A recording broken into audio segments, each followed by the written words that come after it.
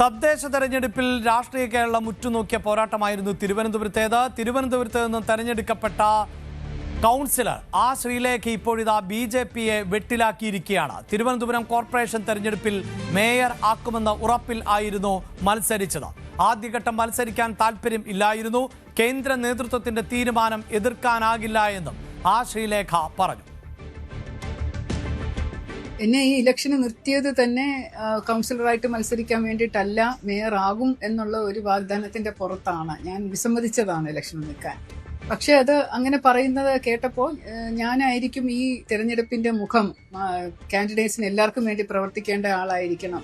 നേരത്തെ പറഞ്ഞിരുന്നത് 10 കാൻഡിഡേറ്റ്സിനെ ജയിപ്പിക്കുന്ന വൈസ് പ്രസിഡന്റും കൂടിയാണ് ഞാൻ BJPയുടെ സംസ്ഥാന. അപ്പോൾ അതിനെ 10 പേരെ വിജയിപ്പിച്ചാൽ മതി എന്നാണ് പറഞ്ഞത്. അവസാനം ഞാൻ കൗൺസിലർ ആകേണ്ട സാഹചര്യത്തിൽ ഞാൻ പാർട്ടി പറഞ്ഞത് അംഗീകരിച്ച് നിന്നു. അങ്ങനെ തന്നെയാണ് പറഞ്ഞിരുന്നതും. അങ്ങനെയുള്ള ഒരു പടമാണ് എല്ലായിടത്തും കൊടുത്തിരുന്നതും. എല്ലാ പത്രങ്ങളുടെ ചർച്ചകൾക്കും ഒക്കെ എന്നെയാണ് വിട്ടുകൊണ്ടിരുന്നത്. ഇത് ലാസ്റ്റ് മിനിറ്റ് വരെ അങ്ങനെ തന്നെയാണ് ഞാനും കേട്ടിരുന്നത്. പക്ഷേ എന്തോ കാരണങ്ങൾ കൊണ്ട് അവസാന നിമിഷം മാറി. എനിക്ക് തോന്നുന്നു അപ്പോൾ രാജേഷ് കുറച്ച് ബെറ്ററായിട്ട് മേയറായിട്ട് പ്രവർത്തിക്കാൻ പറ്റും, ആശാനാഥിന് കുറച്ചുകൂടെ നല്ലൊരു ഡെപ്യൂട്ടി മേയറായിട്ട് പ്രവർത്തിക്കാൻ പറ്റും എന്ന് കേന്ദ്ര നേതൃത്വത്തിന് തോന്നിയത് കൊണ്ടാണെന്നാണ് എൻ്റെ കണക്ക് കൂട്ടൽ. അങ്ങനെയാണെങ്കിൽ ഓക്കെ, ഞാൻ അംഗീകരിക്കുന്നു. എനിക്കതിൽ തർക്കമില്ല. കാരണം എല്ലാം മാറാമല്ലോ. നമ്മുടെ രാഷ്ട്രീയമാകുമ്പോൾ ഓരോരുത്തരുടെ താല്പര്യം അനുസരിച്ച് മാറാം. അപ്പം കേന്ദ്ര നേതൃത്വത്തിൽ നിന്ന് ഇങ്ങനെ ഒരു കാര്യം പറഞ്ഞു എന്ന് പറയുമ്പോൾ നമുക്കതിനെ എതിർത്ത് നിന്നുകൊണ്ട് ഓടാപ്പില്ല എന്ന് പറഞ്ഞിറങ്ങി ഓടാൻ എനിക്ക് പറ്റില്ല. കാരണം എന്നെ ജയിപ്പിച്ച കുറേ ആൾക്കാർ ഇവിടെ ഉണ്ട്. അപ്പോൾ ഒരു കൗൺസിലർ സ്ഥാനം എനിക്ക് കിട്ടിയത് കൊണ്ട്, അവരോടുള്ള ആത്മാർത്ഥതയുള്ളത് കൊണ്ട്, കൂറുള്ളത് കൊണ്ട് 5 വർഷത്തേക്ക് കൗൺസിലറായിട്ട് തുടരാമെന്ന് തീരുമാനിച്ചുകൊണ്ട് ഞാനത് അക്സെപ്റ്റ് ചെയ്യുകയാണ്. ചിലപ്പോൾ അത് നല്ലതിനായിരിക്കും. കോർപ്പറേഷന് നല്ലത് ഇതുപോലെയുള്ള ഒരു മേയറും കൗൺസിലറും ഇരിക്കുന്നത് തന്നെ ആയിരിക്കുമെന്ന് കേന്ദ്രത്തിന് തോന്നിയത് കൊണ്ടാണല്ലോ. അപ്പം അത് നടക്കട്ടെ.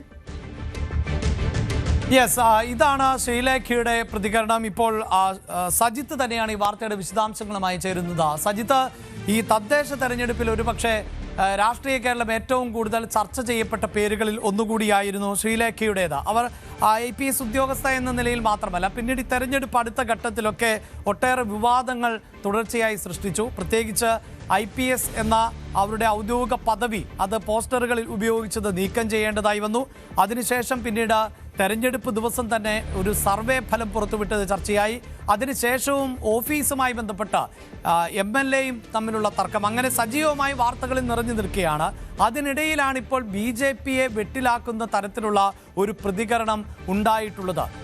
ഒരുപക്ഷെ ഇത്തരം പ്രതികരണങ്ങൾ, ഈ രാഷ്ട്രീയ അനുഭവ സമ്പത്ത് കുറവുള്ള ഒരാളാണ് ശ്രീലേഖ എങ്കിൽ പോലും ഉണ്ടായ സാഹചര്യങ്ങളൊക്കെ ഇങ്ങനെ വെട്ടിത്തുറന്ന് പറയുമ്പോൾ അത് പാർട്ടിയെ വലിയ തോതിൽ പ്രതിസന്ധിയിലാക്കുകയാണോ സജിത്ത്? തീർച്ചയായും പ്രതിസന്ധിയിലാക്കും. മാത്രമല്ല ഇത് ഒരു ഓൺലൈൻ ചാനലിൽ നൽകിയ അഭിമുഖത്തിലാണ് ശ്രീലേഖ ഇക്കാര്യങ്ങൾ പറഞ്ഞിരിക്കുന്നത്. 15 മണിക്കൂർ മുമ്പ് പോസ്റ്റ് ചെയ്ത ഒരു വീഡിയോ ആയിട്ടാണ് നമ്മളിത് കാണുന്നത്. ഈ വീഡിയോയിലാണ് ശ്രീലേഖ ഇങ്ങനെ പറഞ്ഞിരിക്കുന്നത്. ഇതിൽ ശ്രീലേഖ യഥാർത്ഥത്തിൽ BJPയെ വലിയ രീതിയിൽ പ്രതിസന്ധിയിലാക്കുന്ന, വെട്ടിലാക്കുന്ന നിലപാട് തന്നെയാണ് സ്വീകരിക്കുന്നത്. നമുക്കറിയാം, നേരത്തെ തന്നെ ശ്രീലേഖയ്ക്ക് മേയർ സ്ഥാനം ഉറപ്പ് കൊടുത്തിരുന്നു എന്ന അഭ്യൂഹങ്ങൾ നേരത്തെ ഉണ്ടായിരുന്നതാണ്. ഇടയ്ക്ക് മേയറായി BV രാജേഷിൻ്റെ പേര് തീരുമാനിച്ചപ്പോൾ ശ്രീലേഖ വിട്ടുനിന്നു, അവർക്ക് പരാതിയുണ്ട്, ഇങ്ങനെ ചില വാർത്തകളൊക്കെ വന്നു. പക്ഷേ ഇതൊക്കെ തള്ളി പിന്നീട് ശ്രീലേഖ രംഗത്ത് വരികയും ചെയ്തിരുന്നു. പക്ഷേ ശ്രീലേഖ ഇപ്പോൾ അഭിമുഖത്തിൽ പറയുന്നത് തനിക്ക് ഉറപ്പ് നൽകിയിരുന്നു, മേയറായിട്ട് ഉറപ്പ് നൽകിയിരുന്നു എന്ന കാര്യം കൂടിയാണ് അവർ പറയുന്നത്. പക്ഷേ ഈ തീരുമാനം വന്നപ്പോൾ അതെന്തുകൊണ്ടാണ് എന്തായാലും താൻ തുടരുന്നു എന്നതാണ്. അതായത് തൻ്റെ വിയോജിപ്പ് കൃത്യമായി പറഞ്ഞുകൊണ്ട് തന്നെ ശ്രീലേഖ തുടരുന്നു എന്നതാണ് സാഹചര്യം. ഇത് BJPയെ കുഴയ്ക്കുന്ന ഒരു നീക്കം കൂടിയാണ്. കാരണം കോർപ്പറേഷനിൽ BJPയുടെ ഒരു വിജയത്തിൻ്റെ പ്രഭാവം BJPക്ക് പൊതുവിലുണ്ട്. അതിൻ്റെ ഒരു നേട്ടം ഉയർത്തിക്കാട്ടുന്നതിനിടയിൽ കല്ലുകടിയാവുന്നതാണ് ശ്രീലേഖയുടെ ഈ വാക്കുകൾ എന്നതാണ് പ്രധാനപ്പെട്ട കാര്യം. ശ്രീലേഖ നമുക്കറിയാം, സംസ്ഥാനത്ത് മുൻ DGP ആണ്, ഉയർന്ന പോലീസ് ഉദ്യോഗസ്ഥയാണ്. BJPയിൽ ചേരാനുള്ള തീരുമാനം തന്നെ BJP വലിയ ആഘോഷിക്കപ്പെട്ടതാണ്. ഒടുവിൽ അവർക്ക് BJP സംഘടനാ തലത്തിൽ വലിയ പരിഗണന നൽകുന്നു. സംസ്ഥാന വൈസ് പ്രസിഡന്റായി തിരഞ്ഞെടുക്കപ്പെടുന്നു. അങ്ങനെ ക്യാമ്പയിൻ്റെ മുഖ്യ ചുമതലക്കാരിയായി നിശ്ചയിക്കുകയും ഒടുവിൽ അവരെ മത്സരിപ്പിക്കാൻ തീരുമാനിക്കുകയുമായിരുന്നു. ശ്രീലേഖയ്ക്ക് തുടക്കത്തിൽ തന്നെ ഈ മത്സരിക്കുന്നത് സംബന്ധിച്ച് ചില വിമുഖതകൾ ഉണ്ടായിരുന്നു എന്നതാണ് ശ്രീലേഖയുമായി അടുത്ത കേന്ദ്രങ്ങളിൽ നിന്ന് നമുക്ക് മനസ്സിലാക്കാൻ കഴിഞ്ഞിരുന്നത്. എന്തായാലും ശ്രീലേഖ ഒടുവിൽ മത്സരത്തിന് തയ്യാറായി. മേയറാവും, തലസ്ഥാനത്തിൻ്റെ മേയർ എന്നതാണ് നൽകുന്ന ഒരു വാഗ്ദാനം എന്ന് ശ്രീലേഖ തന്നെ ഇപ്പോൾ സ്ഥിരീകരിക്കുന്നു. അന്ന് തെരഞ്ഞെടുപ്പ് നടക്കുന്ന ഘട്ടത്തിൽ തന്നെ എല്ലാവരും പ്രതീക്ഷിച്ചതാണ് കേരളത്തിൽ മുൻ DGP മേയറാവുന്നു, BJP ജയിച്ചാൽ മേയറായ ശ്രീലേഖ തന്നെ, അതിന് മാറ്റമൊന്നുമില്ല. പ്രത്യേകിച്ച് രാജീവ് ചന്ദ്രശേഖറിൻ്റെ താല്പര്യം, ദേശീയ നേതൃത്വത്തിൻ്റെ താല്പര്യം, ഇങ്ങനെ ബ്യൂറോക്രാറ്റായിരുന്ന ഒരു പ്രധാനപ്പെട്ട വ്യക്തി, പോലീസിൻ്റെ ഉന്നതതലങ്ങളിലുള്ള ഒരു വ്യക്തി ഒരു നഗരത്തെ, തലസ്ഥാന നഗരത്തെ നയിക്കാൻ എത്തുന്നു എന്ന പ്രത്യേകതയൊക്കെ BJP ഉയർത്തിക്കാട്ടുമെന്ന് പ്രതീക്ഷിച്ചതാണ്. പക്ഷേ സംഭവിച്ചത് മറ്റൊന്നാണ്. നമുക്കറിയാം BJPയിൽ എന്തായാലും ഇത് സംബന്ധിച്ച് വലിയ തർക്കങ്ങളും ആശയക്കുഴപ്പങ്ങളും ഈ മേയർ സ്ഥാനാർത്ഥിയെ നിശ്ചയിക്കുന്നത് സംബന്ധിച്ച് ഉണ്ടായിരുന്നു എന്ന കാര്യം വ്യക്തമാണ്. രാജീവ് ചന്ദ്രശേഖറിന് പൊതുവിൽ താല്പര്യം ശ്രീലേഖയെ മേയറാക്കുക എന്ന കാര്യമായിരുന്നു. പക്ഷേ സംസ്ഥാനത്ത് RSS അടക്കമുള്ള അവർക്ക് മറ്റൊരു നോമിനി ഉണ്ടാവുന്നു. മാത്രമല്ല ഈ സംഘടനാ തലത്തിൽ രാഷ്ട്രീയം അറിയാവുന്ന ഒരാൾ മേയർ ആയില്ലെങ്കിൽ അത് സംഘടനാ തലത്തിൽ വലിയ വെല്ലുവിളി ഉണ്ടാവും. കാരണം വലിയ പോരാട്ടം നടത്തി പിടിച്ചെടുത്തതാണ് തിരുവനന്തപുരം കോർപ്പറേഷൻ. അപ്പോൾ അങ്ങനെ ഒരിടത്ത് ഭരണവിവാദങ്ങൾ ഉണ്ടാക്കാൻ ഇടവെക്കുന്നതാവും ശ്രീലേഖയുടെ മേയർ സ്ഥാനം എന്നത് ഈ സംസ്ഥാനത്തെ സംഘടനയ്ക്കകത്തെ ഒരുപിടി നേതാക്കൾ വാദിക്കുകയും ചെയ്തു.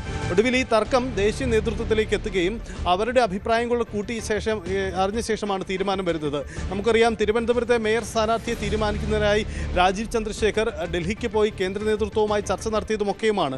ഒടുവിൽ ശ്രീലേഖയ്ക്ക് വെല്ലുവിളിയായത് RSS നേതൃത്വത്തിൻ്റെ നിലപാട് തന്നെയെന്നാണ് നമ്മൾ മനസ്സിലാക്കുന്നത്. അതായത് VV രാജേഷ് തന്നെ യഥാർത്ഥത്തിൽ RSS നേതൃത്വത്തിന് മറ്റൊരു നോമിനിയാണ് ഉണ്ടായിരുന്നത്. ഗിരിയുടെ മറ്റും പേരുമാണ് ആദ്യം പറഞ്ഞു കേട്ടിരുന്നത്. പക്ഷേ ഒടുവിൽ VV രാജേഷ് എന്ന പേരിലേക്ക് അവരും എത്തുകയാണ്. അങ്ങനെയാണ് VV രാജേഷിന് നറുക്ക് വീഴുകയും ചെയ്ത സാഹചര്യം ഉണ്ടായത്. എന്തായാലും ഇതിലുള്ള അതൃപ്തിയാണ് ശ്രീലേഖ തുറന്നു പറയുന്ന സാഹചര്യം. ശ്രീലേഖയെ തൃപ്തിപ്പെടുത്തുന്നതിന് വേണ്ടി വട്ടിയൂർക്കാവ് സീറ്റ് പോലെയുള്ള ചില നിയമസഭാ സീറ്റുകൾ ഒക്കെ വാഗ്ദാനം ചെയ്ത് BJP കളത്തിലുണ്ടെന്നാണ് നമുക്ക് മനസ്സിലാകുന്നത്. അങ്ങനെയെങ്കിൽ ഇനി അതൃപ്തികൾ തുറന്നു പറയാൻ ശ്രീലേഖ തയ്യാറാകുമോ? ഇതോടുള്ള നേതൃത്വത്തിൻ്റെ പ്രതികരണം എന്താണെന്ന് കണ്ടറിയേണ്ടിയിരിക്കും. യെസ്, അവിടെയാണല്ലോ. അതാണ് സൈത്ത, ഇതിൽ നമ്മൾ എടുത്തു പറയേണ്ടത് തീർച്ചയായും BJPയെ സംബന്ധിച്ചിടത്തോളം പലപ്പോഴും ഇത്തരത്തിലുള്ള ഉന്നത പദവികളിൽ ഇരുന്നിട്ടുള്ള ആളുകൾ മറ്റ് സാമൂഹിക സാംസ്കാരിക മേഖലകളിൽ നിന്നുള്ള ആളുകളെയൊക്കെ പാർട്ടിയിലേക്ക് അടുപ്പിക്കുന്ന ഒരു സമീപനമുണ്ട്. അതിപ്പോൾ അൽഫോൺസ് കണ്ണന്താനമാകട്ടെ, PT ഉഷയെ പോലെയുള്ളവർ ആകട്ടെ, ഇപ്പോൾ തന്നെ പത്മിനി തോമസിനെ പോലെയുള്ള ആളുകളാകട്ടെ, സുരേഷ് ഗോപി അങ്ങനെ പാർട്ടിയിലേക്ക് വന്ന ആളുകളാണ്. ഇവരിൽ നിന്നൊക്കെ ഉണ്ടാകുന്ന പല പ്രതികരണങ്ങളും പലപ്പോഴും പാർട്ടിയെ വെട്ടിലാക്കുന്ന ഒരു സാഹചര്യം ഉണ്ടാകുന്നു എന്നതാണ് ഒരു ഭാഗത്ത്. മറുഭാഗത്ത് ഇത്തരക്കാർക്ക് തെരഞ്ഞെടുപ്പിലടക്കം അവസരം നൽകിക്കൊണ്ട് ഈ വർഷങ്ങളായി പാർട്ടി പരിചയമുള്ള, പാർട്ടിക്ക് വേണ്ടി ചുമതലപ്പെടുത്തുന്ന അല്ലെങ്കിൽ ജോലി ചെയ്യുന്ന ആളുകളെയൊക്കെ മാറ്റി നിർത്തിയാണ് ഇവർക്ക് സീറ്റ് ലഭിക്കുന്ന ഒരു സാഹചര്യം കൂടി സൃഷ്ടിക്കുന്നത്. അപ്പോൾ ഇത്തരം പരാമർശങ്ങൾ, പ്രതികരണങ്ങൾ അത് പാർട്ടിക്കകത്തുണ്ടാക്കുന്ന അസ്വാരസ്യം, അതോടൊപ്പം തന്നെ അണികൾക്കിടയിൽ ഉണ്ടാക്കുന്ന പ്രശ്നങ്ങൾ, അതിനെ കൂടി നമുക്ക് അഡ്രസ്സ് ചെയ്യാതിരിക്കാൻ പറ്റുമോ? ഈ ശ്രീലേഖയെ അനുനയിപ്പിക്കാൻ യഥാർത്ഥത്തിൽ അഭിലാഷ് വലിയ ശ്രമങ്ങൾ BJPയുടെ ഭാഗത്തു നിന്നുണ്ടായിരുന്നു. ശ്രീലേഖ ഉടക്കി മാറി നിന്നതാണ്. അവർ ഈ സത്യപ്രതിജ്ഞാ ചടങ്ങിൽ പോലും പങ്കെടുക്കാതെ മാറി നിന്ന വ്യക്തിയാണ്. പക്ഷേ അവരെ അനുനയിപ്പിക്കാൻ പലവട്ട ശ്രമങ്ങൾ നടക്കിയ നേതാക്കളൊക്കെ നേരിട്ട് ഇടപെട്ടതാണ്. അങ്ങനെ അനുനയപ്പെട്ടു എന്നതാണ് പൊതുവിൽ കരുതിയിരുന്നത്. പക്ഷേ ശ്രീലേഖ നൽകുന്ന ഈ അഭിമുഖത്തിൽ അവർ ചില കാര്യങ്ങൾ പരസ്യമായി പറയുന്നു എന്നതാണ് പ്രധാനപ്പെട്ട കാര്യം. പരസ്യമായി പറയില്ല എന്ന ഉറപ്പ് നേതൃത്വത്തിന് അവർ നൽകിയിരുന്നതാണ്. ഇതുവരെ മറ്റ് പ്രതികരണങ്ങൾ അവർ നടത്തിയിരുന്നുമില്ല.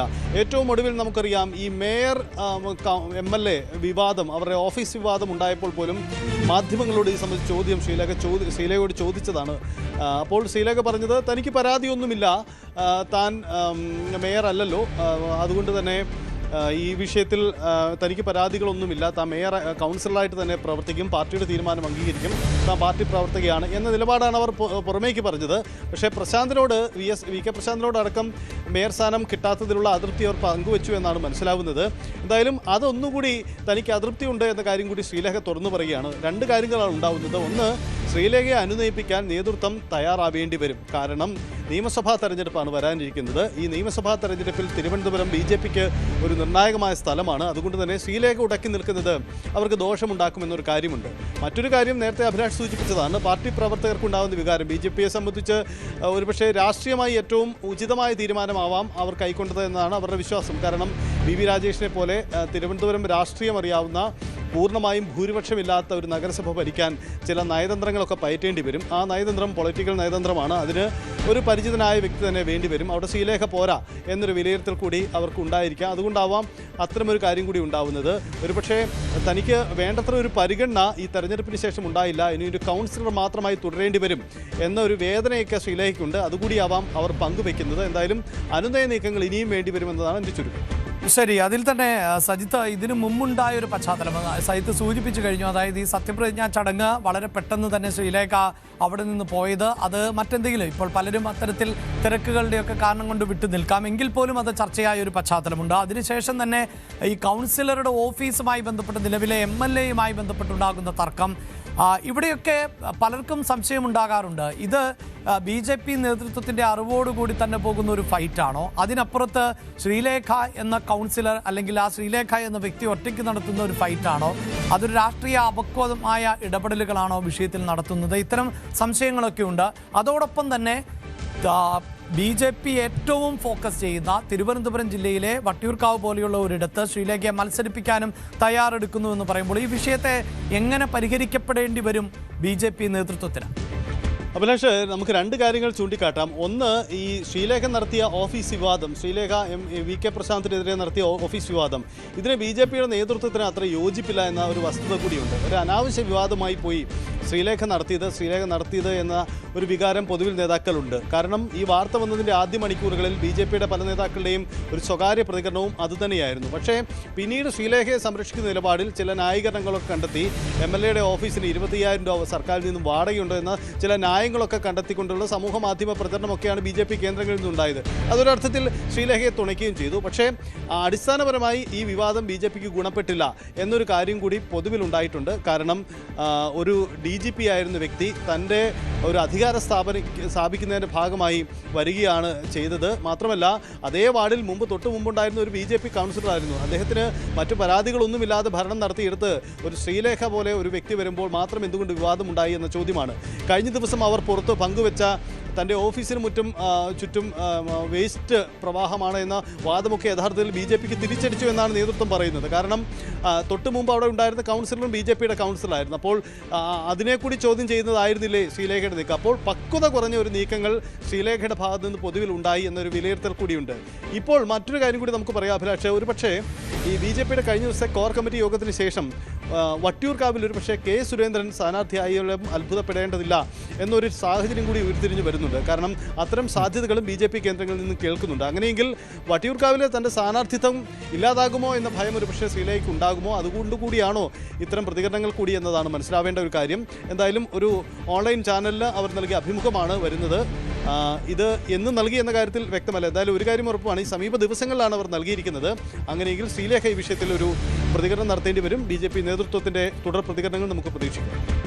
യെസ്, അങ്ങനെ BJPയെ വെട്ടിലാക്കുന്ന ഒരു പ്രതികരണം ശ്രീലേഖയുടെ ഭാഗത്ത് നിന്നുണ്ടാകുമ്പോൾ സംശയങ്ങൾ നിരവധിയാണ്. പ്രത്യേകിച്ച് ഈ തദ്ദേശ തെരഞ്ഞെടുപ്പിൽ മേയർ ആക്കാമെന്ന് ഉറപ്പ് നൽകിയിരുന്നു എന്ന് പറയുന്നതിനോടൊപ്പം തന്നെ അടുത്ത നിയമസഭാ തെരഞ്ഞെടുപ്പിൽ സീറ്റ് ഉറപ്പിച്ചിട്ടുണ്ട് എന്ന വിവരങ്ങൾ പുറത്തു വരുമ്പോഴും തിരുവനന്തപുരം അടിസ്ഥാന വോട്ടുകളിൽ BJPക്ക് വലിയ മുന്നേറ്റം നടത്താൻ സാധിക്കുന്നുവെന്ന് പൊതുവെ വിലയിരുത്തപ്പെടുന്ന ജില്ലയാണ്. അവിടെ ഏറ്റവും കരുത്തരായ വ്യക്തികളെ മത്സരരംഗത്തിറക്കിയ നേമവും വട്ടിയൂർക്കാവും കഴക്കൂട്ടവും പോലെയുള്ള മണ്ഡലങ്ങളിൽ കരുത്തര മത്സരത്തിന് ഇറക്കിയാൽ വിജയിച്ച് എടുക്കാം എന്ന പ്രതീക്ഷയുണ്ട്.